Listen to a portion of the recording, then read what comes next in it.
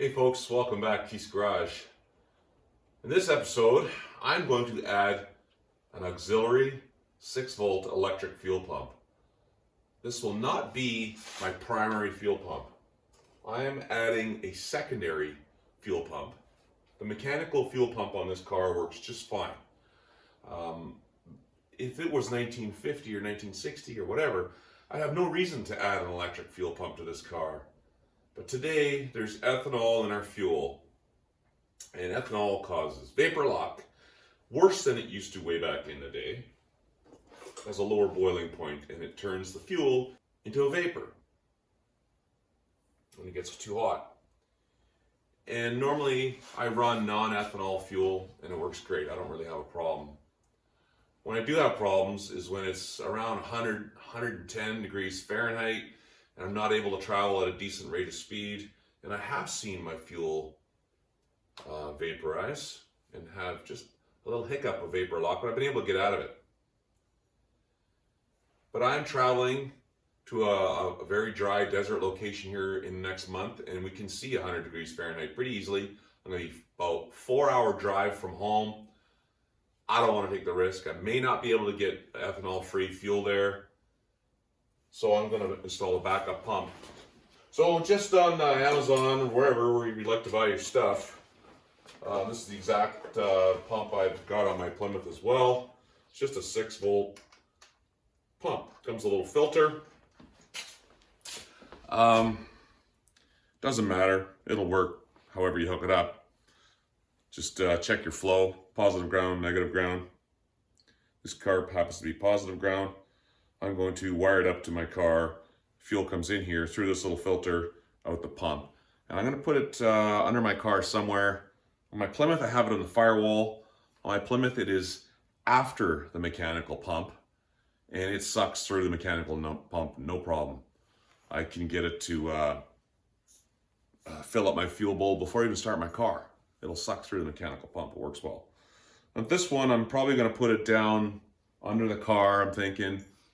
And it will push fuel from the fuel tank through the mechanical pump. I'll be able to push through any vapor lock with this pump. I'm going to put it on a... All right, let's get under the car here, my 1938 Chrysler, and let's have a look about maybe some options where we could put this pump. I was kind of thinking over on this side. Here's my fuel tank suction line. It's up about halfway up the tank, I guess. Up there is an option. You know, I could kind of mount it up there. I don't know. I think I want it a little bit lower down, closer to the same height as my fuel line out of the tank there. I did work up there, but it's in an area where, you know, there's a lot of splashing if you're in the rain or rocks, dirt road. You're kind of in an area right above the rear wheel. That would work. It could go there, but I think I'm going to look at some other options here. Up here on the frame rail, I got to think about the length, right? And it's a fairly long contraption there. It's probably 10 inches wide all put together. This area here, you know, it's down on the bottom of the frame. That's pretty Mickey Mouse. It looks kind of crappy. If you look under the car, in my opinion, I don't want it on the bottom side of the frame. Up there, well, that support bracket is in the way. So I think I'm going to go further up, follow that fuel line up towards the front, see where else I could put it. Okay, I was near the back before. Coming along underneath the car here. My rear frame harness, there's my lights. This is the fuel line. I released it from the main frame here. Here's my battery box. This is under the seat of the car here where I'm sitting. I'm just behind that. I kind of like this area right here. And I guess the next question is how much fuel is in the tank. Because I'm going to have to drain the fuel tank. Let's see what we got there. We're under a quarter. That's good. So I'm going to drain the fuel tank so I can cut the line. Car's sitting level here. You can barely get a fuel can under there. A small one.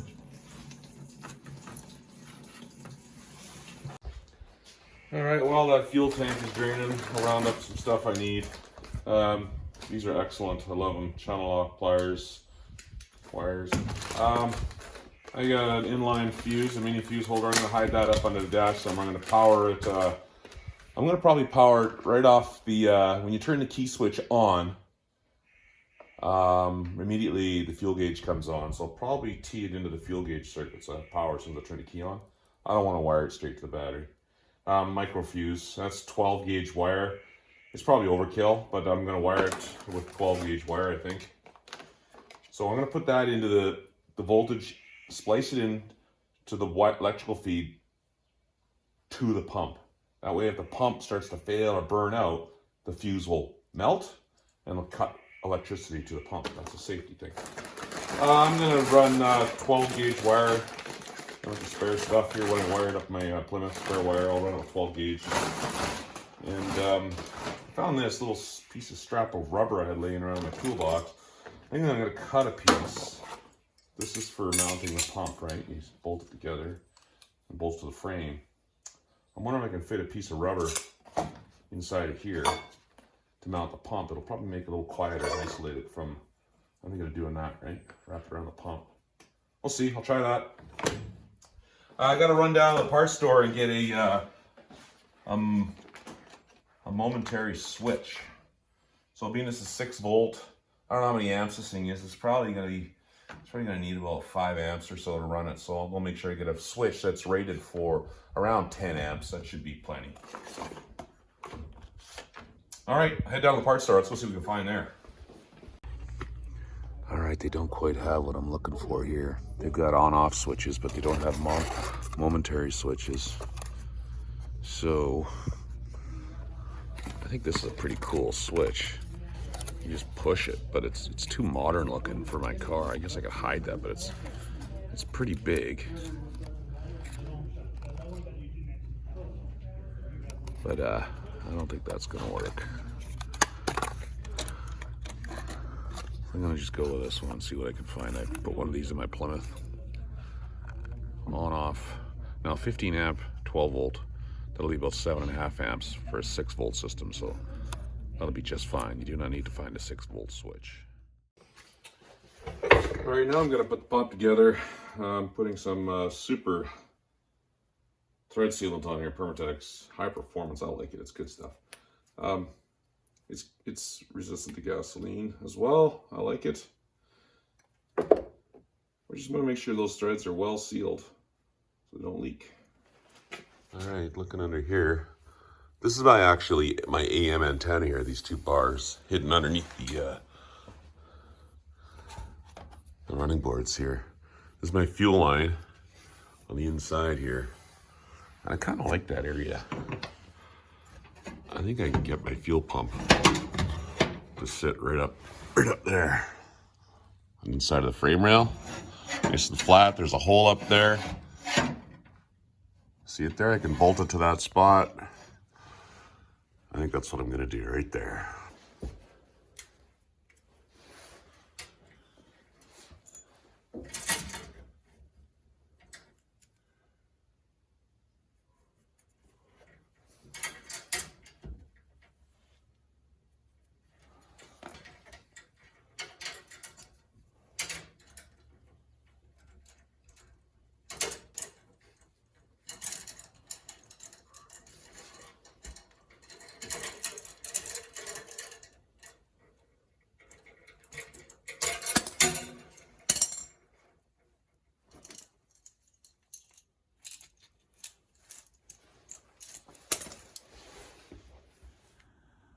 All right, I think we're good here with this install.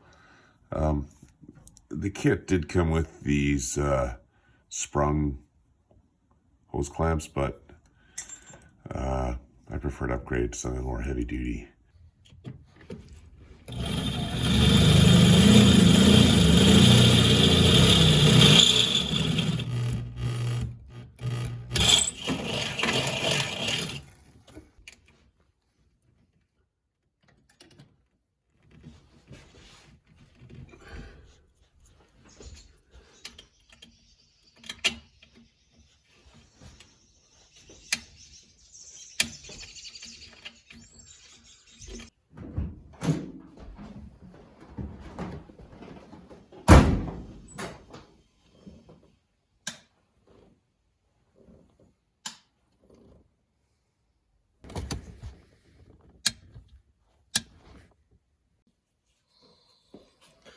All right, I'm going to show you what I do for wiring. I'm getting ready to wire my switch up and feed power off.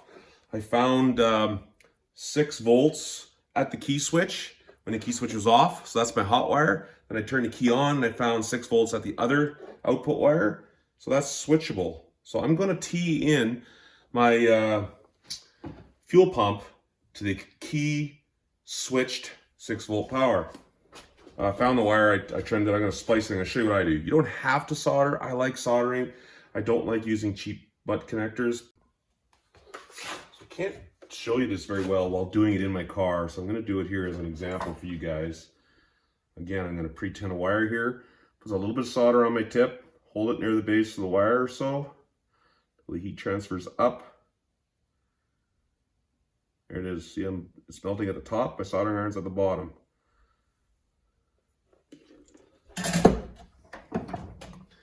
Then I've got these little butt connectors here, a bunch of different sizes. They're just little round, I don't know what they are, soft metal tubes. I can squish them with my vice grips.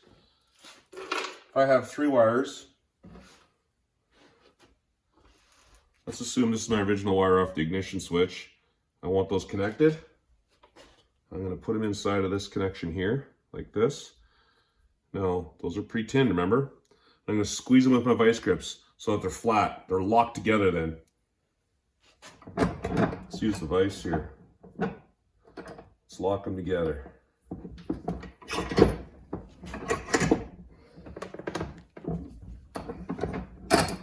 So that's what it's going to look like. We got a nice, good, solid connection. I just spliced the single wire off my ignition switch. This is going to go to the fuel gauge, which was stock, and this one's going to go to my fuel pump. Then I'm going to switch down on the seat there. This is what I'm going to be doing up under the car. I got my soldering iron basically as hot as it'll go here, because I'm going to be pouring a lot of heat into that connection. I'm heating it up. You know, probably wouldn't heat up very fast if it was laying on that metal vise, because the metal vise is going to work like a heat sink. So I'll show you what happens. Gonna get a little bit of solder on the tip here. Start getting it good and hot. Let that get hot. It's gonna take a bit of time. Now remember, I pre-soldered the wires inside there that are already ready to go. And eventually I'll be able to feed solder right in through these holes here. And it's gonna melt the wires that are down. Oh, there it is, it's going now. See, I'm forcing solder into there. I'm just letting it go, sorry. I'm not forcing it, I'm feeding it. All right, so this is what it looks like after I've soldered it. You can see solder in there on both ends. And heat shrink. So a couple of tips. 1, don't put your heat shrink on while this is still hot. If you're in a hurry and you slide your heat shrink over that, it's going to start melting. And you want to be able to control the melting with your heat gun. Be sure you slide your heat shrink up the wire before you solder them together, because then if you do it late, well, you can't put it on there later, right? It just doesn't work.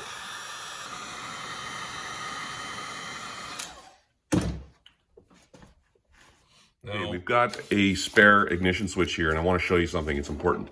The key tumbler has been removed, but when you turn the key on, the power from the battery, 6 volts, goes into the ignition switch here, and it dead ends here until you turn the key on. When you turn the key on, 6 volts comes out and goes to this connection here. That was hooked up to my fuel gauge. So as soon as I turned the key on, the fuel gauge came on. This is the wire that I spliced into, so it had key switchable power to my auxiliary electric fuel pump. This goes to my switch as well. Do not key into this wire here. This is the wire that goes to your coil at the other end of this armor here. Anti-theft armor, so don't get hotwire your car, I guess. Do not cut into that and tie your auxiliary power off that wire that goes to the coil. Leave it alone. It's very important. Coil needs that to be 100% effective and safe. All right, we're looking up under my dash here now. This is my cigarette lighter here. Over here is where the ignition switch normally goes, right here. I've unbolted it. It's hanging here, the key switch. So this is the hot wire coming in. My battery's disconnected right now. And the other wire coming out, as soon as you turn the key on, it sends power to the coil wire here, as well as the auxiliary power to the fuel gauge. So you can see here, I've got my butt spliced in line here. This is coming off my key switch. I've got my butt splice crimped on now. I'm gonna solder it soon. Here's my heat shrink over top of both wires. After I solder it, slide my heat sink over top. Here's my fuse. I put a 10 amp fuse in there, and that's gonna go down to my switch. So that'll be my power to my fuel pump. All right, we're back under the car again. This is the wire from my switch. It's going down to the fuel pump. I've got a butt splice there and heat shrink on it. I decided I'm going to use this as my ground. It's real close to the pump, which is right there. And just got to grind some paint off that. And for my pump, the brown wire is the positive wire. Here it is ready. Here it's brown. Brown is positive. And I'm positive ground, so brown goes to ground. In my example, the pump doesn't seem to care, it doesn't need to be a positive ground pump. It's pretty basic. I'm just going to make it positive ground. I put in the positive wire to ground. I take the paint off around that area so that we can get a good positive connection there.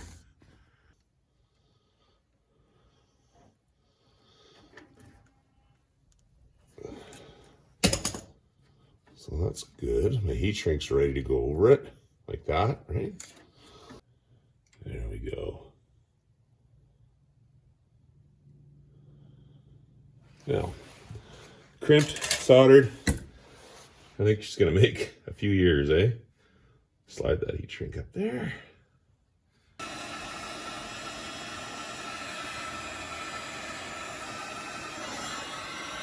All right, so this entire wire, heat shrink, coated, paint removed,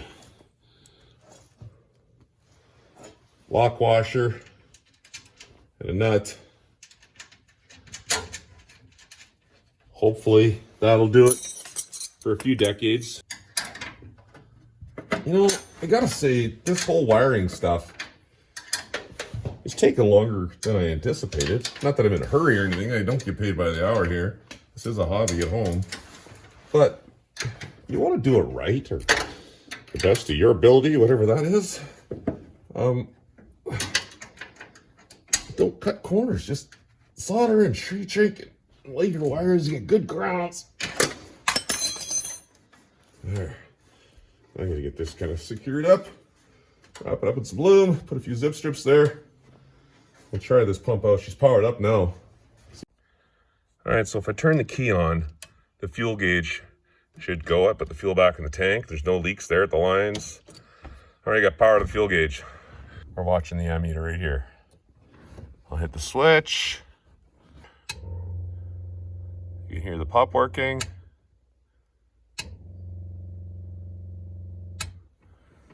Seems to be working. All right, let's hit the switch and see if our pump squirted out fuel out of that line there.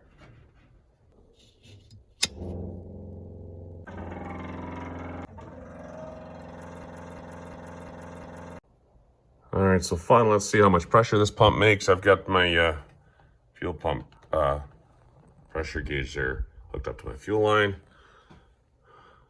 Okay, go ahead.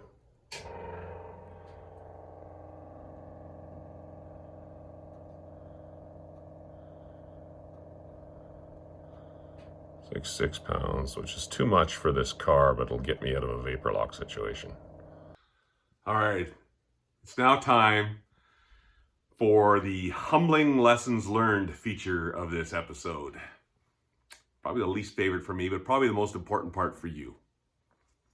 I bought this pump on Amazon, and it had multiple star rating, like 4.5 star rating or something like that, 4-star rating. Brown is positive on these pumps. So I've got a couple of pumps here now. I got old one in my Plymouth, and I got this one. Both of them had a brown wire, and brown wire means positive. That's fine, no problems with the wiring. Anyways, I hooked it up, Positive on my car is positive ground. So I put the brown wire to ground. Nothing wrong with that. You don't need to get a 6-volt positive ground pump. You just need to put the positive wire to ground because it's a positive ground system. Easy enough, right? That's fine. Anyways, I hooked the pump up, wired it all in. I spent a couple hours every night out here this week, 3-4 nights, dicking around, making a YouTube video and plumbing everything, taking my time soldering, doing everything the best I could. It's fairly time consuming, actually, longer than I expected.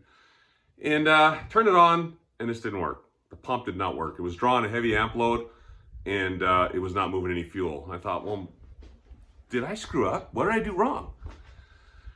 Did I hook up the incorrect polarity? Maybe my brown wire is supposed to be hooked up to the negative post of my battery, right, instead of positive ground. So I reversed it, no change. Pulled the pump out, hooked it up immediately to a battery again, and it wouldn't work. It already failed. This pump literally lasted a few minutes, and it failed. I don't know. Oh, the pump I put in is making about, what is it? Was it 6 or 7 PSI? That's too much for this fuel system. It does not need to see 6 or 7 PSI.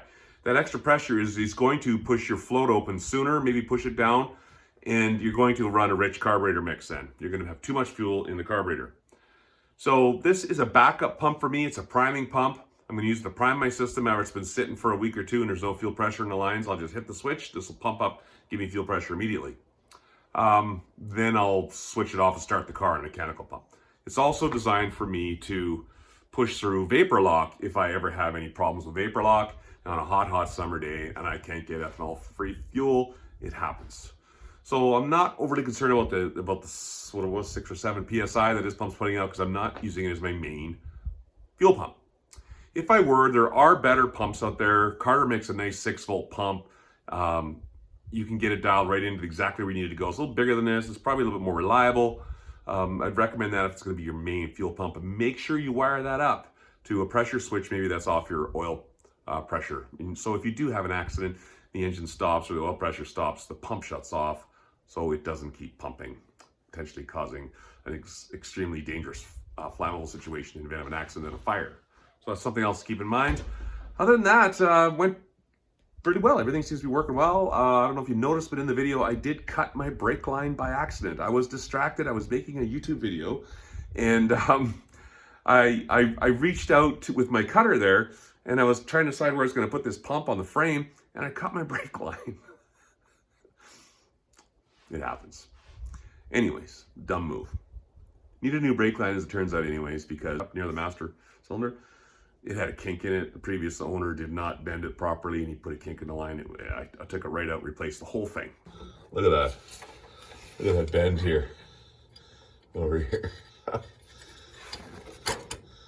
That's atrocious, really.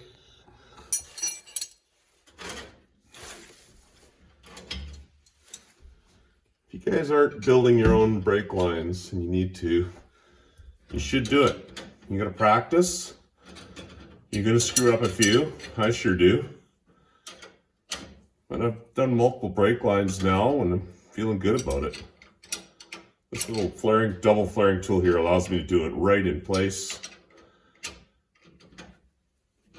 It's a great tool. Before you do any flaring, make sure you slide your nut on. Once you flare it, you're committed.